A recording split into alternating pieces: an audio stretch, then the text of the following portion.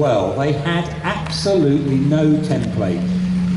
Many of them, they went out to France, they had a few weeks before they first went into action.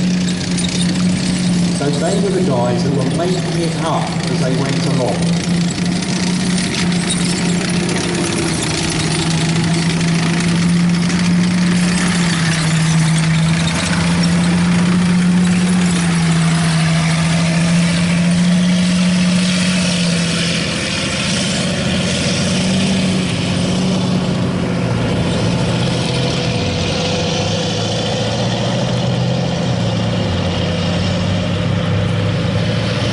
So we're going to bring on our Mark IV tank, well, hope in a minute, or someone's going to get something.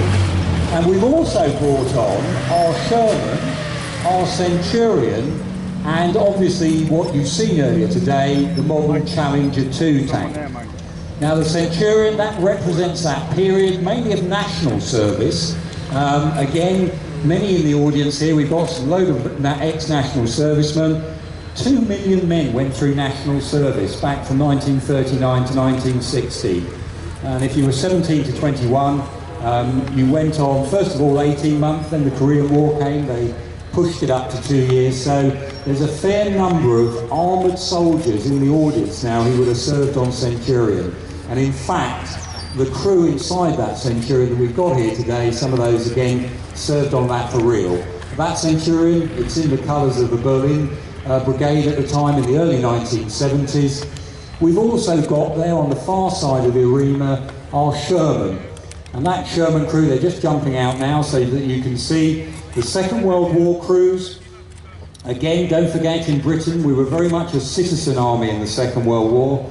And again, from the British point of view, our crews were treated in a very different way, how we had to treat our crews at World War II, than perhaps a German or a Russian crew. Don't forget the Germans, the Russians, dictatorships. We were a citizen army. We treated our soldiers in a very different way. And of course there, just before World War II, we formed what now we call the Royal Armoured Corps in 1939. That Armoured Corps was to bring all the soldiers that were fighting in tanks together under one, and it was hoped at the time to be one cap badge. The Second World War came along, they didn't bother doing that further amalgamation, and we're now